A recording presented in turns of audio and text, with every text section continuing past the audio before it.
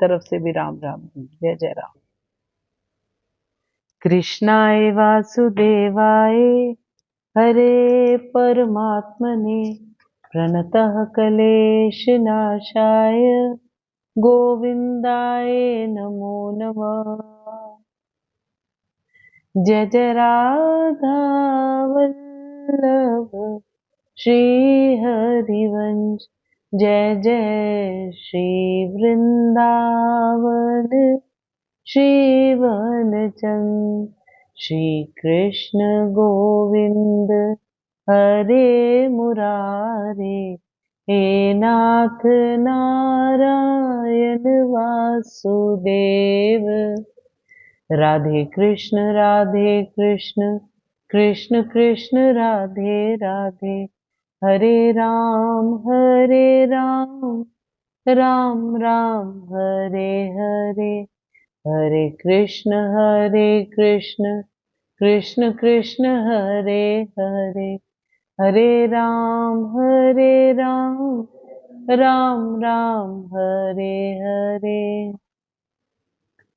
वन्दे नवघनश्यामं द्विभुजं मुरलीधरं लसत्पीठपटं रम्यं सराधं पुरुषोत्तमं, गोवर्धनाधरं वन्दे गोपालं गोपरूपिणं, गोकुलो उत्सवम् ईशानं गोविन्दं गोपिकाप्रियम्। निर्मानमोहाजितसङ्गदोषा अध्यात्मनित्या विनिवृत्तकामा, द्वन्द्वैर्विमुक्ता सुखदुःखसंज्ञे गच्छन्त्यमूढा पदमव्यतत। हे प्रभु, मैं नतमस्तक होकर आपकी दिव्यता को पहचानना चाहता हूँ, अपनाना चाहता हूँ। हे प्रभु मेरे श्याम सुंदर, जिसका मेघ वर्ण वर्षा से भरे उन काले घने बादलों का रंग है, आपकी दो भुजाएं जिसमें आप मुरली धारण करके रखते हो, आपका लहराता हुआ पीतांबर, उड़ते हुए वस्त्र जो ब्रज भूमि और लता पताओं का स्पर्श करते हैं। जब आप चलते हैं तो आपके साथ आपकी और हमारी प्राण प्रिय श्री राधा जी को मेरा नमन। ततो भवति गोविंदो यतो कृष्णस्त ततो जयः। याद रखो, जहां धर्म है वहां भगवान है, और जहां भगवान है वहां धर्म है। जय जय श्री हित हरिवंश, जय जय श्री राधे श्री राधे श्री राधे। सबसे पहले भाव से परमात्मा श्री कृष्ण और श्री जी के चरणों में नमन करते हुए, बार बार प्रणाम करते हुए, आज की वार्ता अपने प्रिय प्रभु सदगुरु महाराज के चरणों में निवेदन करते हुए मैं आगे बढ़ती हूँ। ओम श्री गणेशाय नमः, श्री सीताराम नमः, श्री राधे श्याम नमः, उमापति महादेव की जय, श्री गुरुवे नमः, श्री हनुमते विराजिए, सब संतन की जय जय, सब भक्तन की जय जय, जय जय सीताराम, जय जय राधे श्याम। श्री हित हरिवंश, श्री हित हरिवंश, श्री हित हरिवंश। श्लोक संख्या नंबर 15 करते हुए आगे बढ़ते हैं। हे भूतों को उत्पन्न करने वाले, एक सेकंड निकाल लो।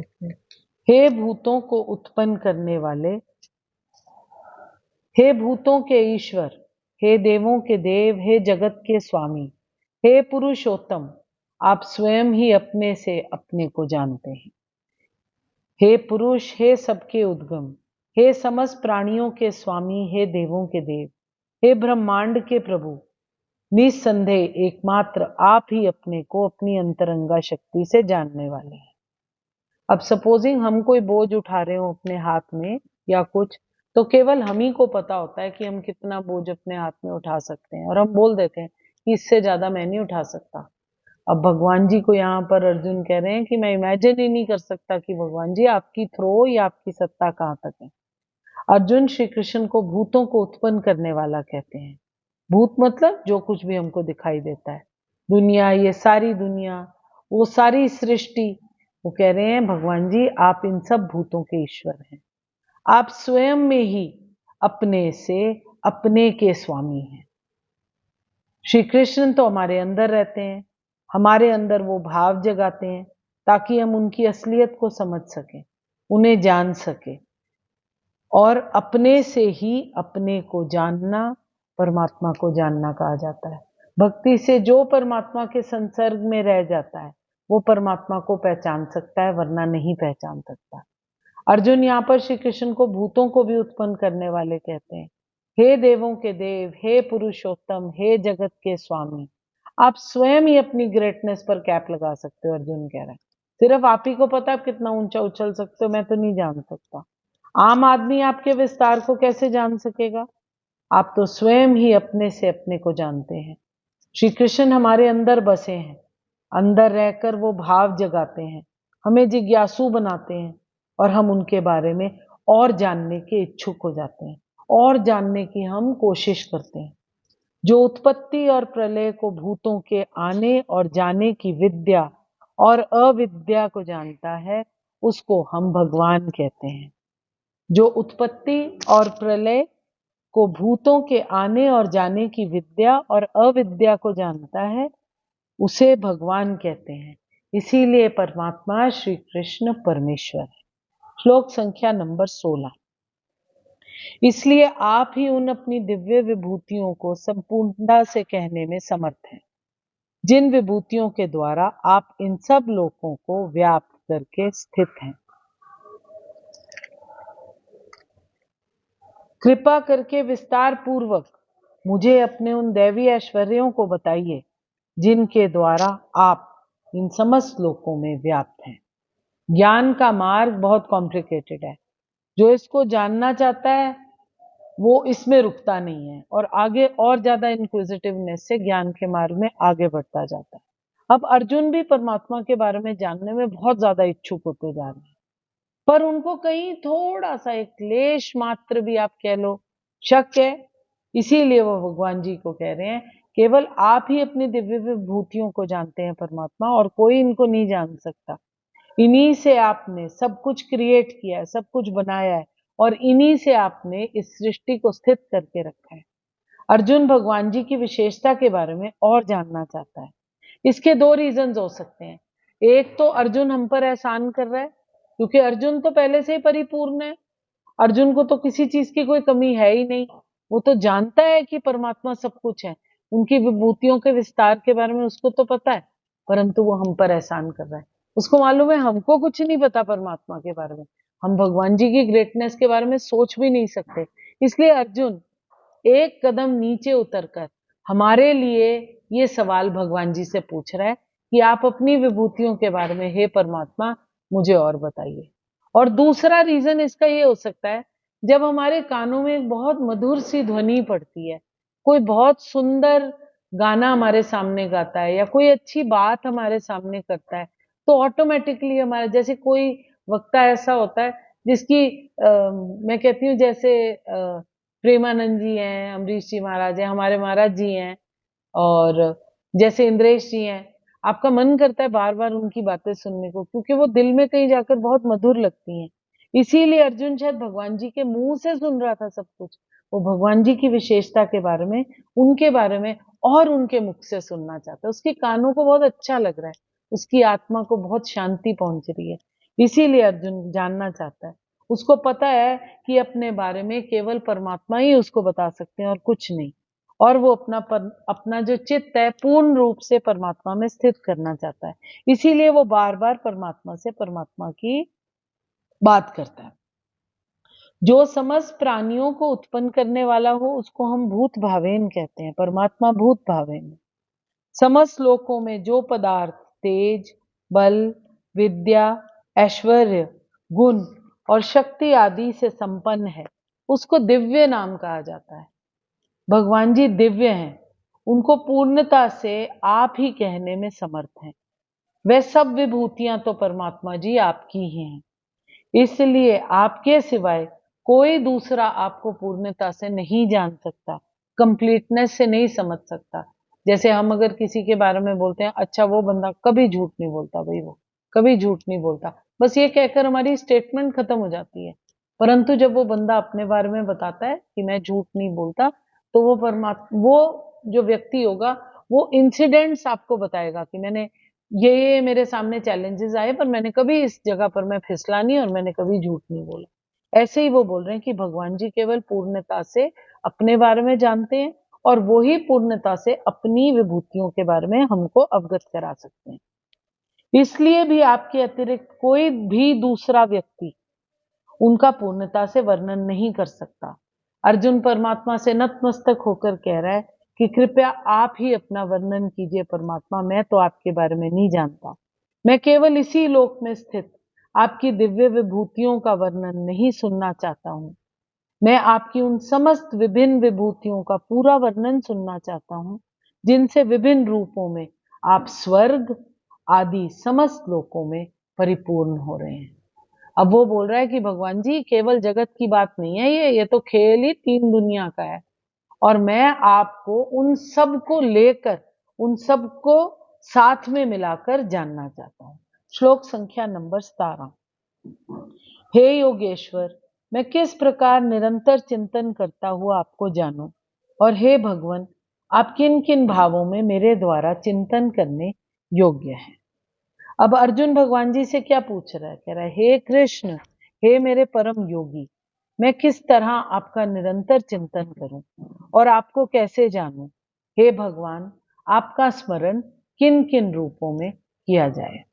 अर्जुन भगवान जी के बारे में जानना चाहता है कि किस प्रकार मैं आपका चिंतन करूं, कौन से भाव से मैं आपका चिंतन करूं। वो श्री कृष्ण के बारे में निरंतर चिंतन करने की उनसे तरीके पूछ रहा है कि आप मुझे बताइए कि मैं किस भाव से, ये जो मेरे अंदर ये जो फीलिंग है, ये और तुष्ट हो सकती है। मैं कैसे आपके बारे में, कौन से गुण प्रभाव और लीला के बारे में सुनूं, जिससे मैं हर समय आपके बारे में जानना चाहता हूं और उसी के अंदर फंस जाऊं।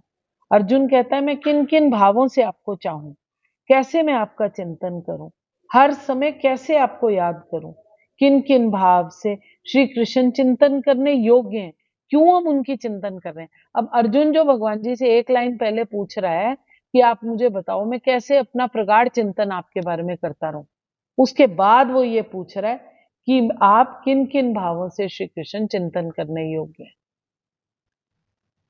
क्यों पूछेगा वो रिवर्स ऑर्डर में बात कि आप चिंतन करने योग्य हैं भगवान कृष्ण, मुझे बताइए क्यों योग्य हैं भाई आप। वो तो पहले कह ही चुका है, आप मुझे बताओ कि मैं किन किन भावों से आपका चिंतन करूं।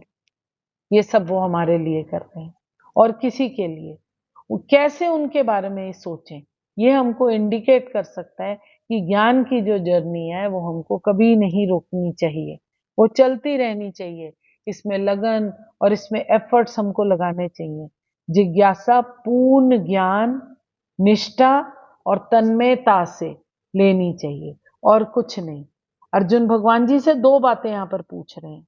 श्रद्धा और प्रेम के साथ निरंतर आपका चिंतन करता रहूं और गुण प्रभाव और तत्व के सहित आपको भली भांति में जान लूं। पहला, श्रद्धा और प्रेम के साथ निरंतर आपका चिंतन करूं, आपके गुण प्रभाव और तत्व के सहित आपको भली भांति में जान लूं। ऐसा कोई उपाय मुझे बता दीजिए श्री कृष्ण, ऐसा कोई उपाय मुझे बता दीजिए। जड़ चेतन जितने भी चराचर पदार्थ हैं, उनमें मैं किन किन को आपका स्वरूप समझकर उनमें चित्त लगाऊं। जड़ चेतन जितने भी पदार्थ हैं, अर्जुन क्या पूछ रहे हैं भगवान जी से, जड़ चेतन जितने भी पदार्थ हैं परमात्मा, उनमें से मैं किन किन को आपका स्वरूप समझकर उसमें अपना चित्त लगा लूं। इसकी व्याख्या आप मुझे कीजिए। व्याख्या किससे पूछी जा सकती है? जो बहुत ज्ञानी हो। अगर खुद ज्ञानी हो तो दूसरे से व्याख्या क्यों पूछेगा कोई। इसलिए अर्जुन यहाँ पर ये दिखा रहे हैं कि आप मेरे गुरु स्वरूप हैं परमात्मा, आप ही मुझे गाइड कर सकते हैं, आप ही मुझे गाइड करिए। अभिप्राय ये है कि किन किन पदार्थों में किस प्रकार से निरंतर चिंतन करके सहज ही भगवान जी के प्रभाव और गुण तत्व के रहस्य को समझा जा सकता है। इसके संबंध में आप मुझे विस्तार पूर्वक बताइए। श्लोक संख्या नंबर 18। हे जनार्दन, अपनी योग शक्ति को और विभूति को फिर भी विस्तार पूर्वक कहिए। क्योंकि आपके अमृतमय वचनों को सुनते हुए मेरी तृप्ति नहीं होती, अर्थात सुनने की उत्कंठा और बनी रहती। क्या बात है। हे जनार्दन, आप पुनः विस्तार से अपने ऐश्वर्य की और योग शक्ति का वर्णन करिए।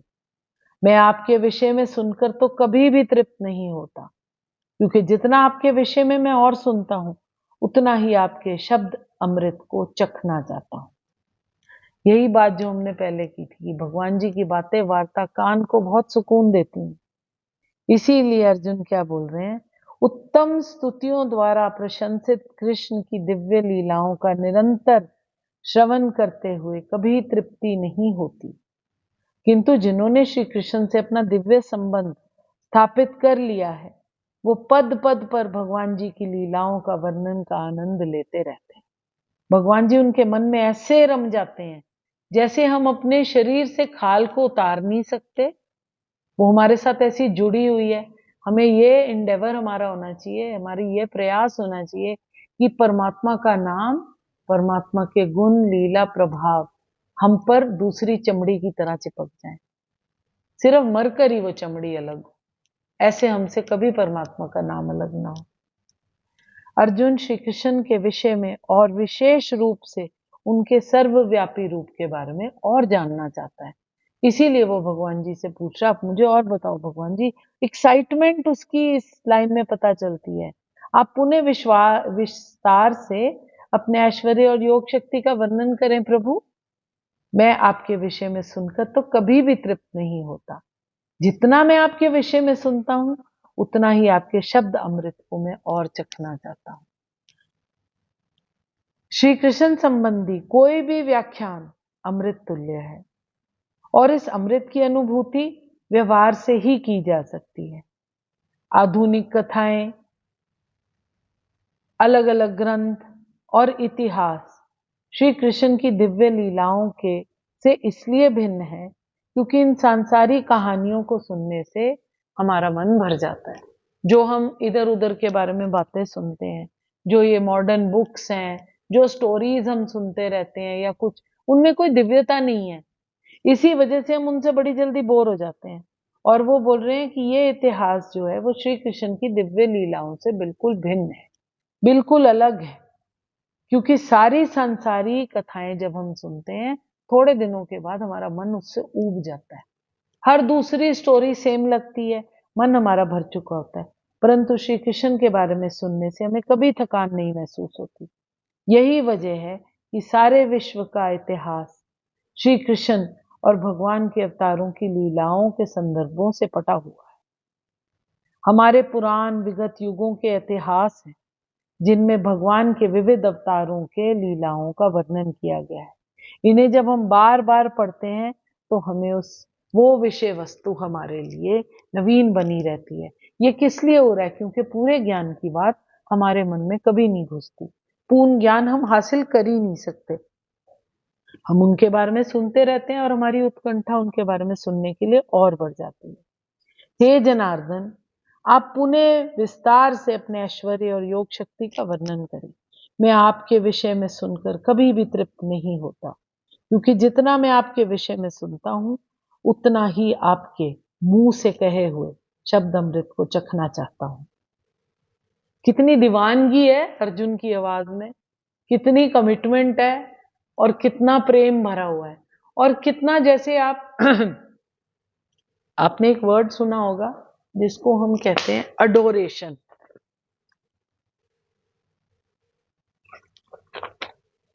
जब आप किसी को बहुत बहुत अटूट प्रेम करते हो तो आवाज में से प्रेम झलकता है, उसके बारे में बात करने से प्रेम झलकता है। अर्जुन यही प्रेम परमात्मा को दिखा रहे हैं कि मेरा दिल आपके प्रेम से सरोवर है मेरे प्रभु, मेरे को अपने बारे में और बताओ और बताओ और बताओ। जैसे हम इच्छुक होते हैं, सभी मनुष्य अपनी अपनी इच्छित वस्तुओं के लिए जिससे याचना करते हैं उसे जनार्दन कहते हैं।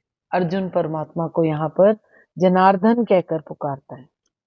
यहाँ अर्जुन भगवान को जनार्दन नाम से पुकार कर ये दिखाता है कि जो मनुष्य है वो अपनी इष्ट वस्तुओं को चाहते हैं और आप सबको सब कुछ देने में समर्थ है। हम आपसे जो भिक्षा करेंगे परमात्मा आपके कान तक पहुंचेगी, आप वो भिक्षा पूर्ण करेंगे। मैं भी आपसे जो कुछ प्रार्थना करता हूं, कृपा कर कर उसे भी पूर्ण कीजिए। जिस अपनी ऐश्वर्य शक्ति के द्वारा भगवान स्वयं इस जगत के रूप में प्रकट होकर अनेक रूपों में विस्तृत हो जाते हैं, उस शक्ति का नाम योग है और उन विभिन्न रूपों के विस्तार का नाम विभूति कहा जाता है। जगत और परमात्म तत्व दोनों को जानने का फल अविचल भक्ति योग की प्राप्ति होना बतलाया गया है।